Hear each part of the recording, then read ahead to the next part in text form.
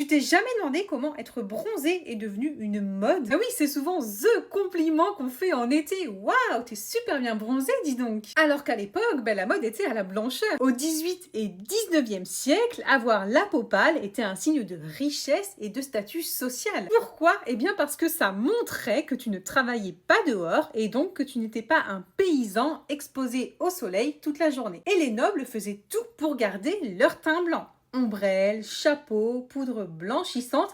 Mais alors, quand est-ce que tout a basculé? Eh bien, dans les années 1960-1970. Et oui, avec l'arrivée des congés payés en 1936, le tourisme balnéaire s'est alors développé au fil du temps. Et cette fois, avoir la peau bronzée est devenu le signe que l'on pouvait se permettre de partir en vacances. Mais ce n'est pas la mode partout. On sait qu'en Chine, en Inde ou encore en Corée du Sud, avoir la peau blanche est toujours un idéal de beauté. Là-bas, comme en France à l'époque, au final, être bronzé est souvent associé à un travail manuel en extérieur et donc à une classe sociale plus basse. Résultat, crème blanchissante, protection UV à l'extrême, ombrelle, bref, tout est fait pour garder le teint clair. Une preuve que la beauté, c'est vraiment une question de mode mais aussi de culture. Alors, est-ce que tu le savais ?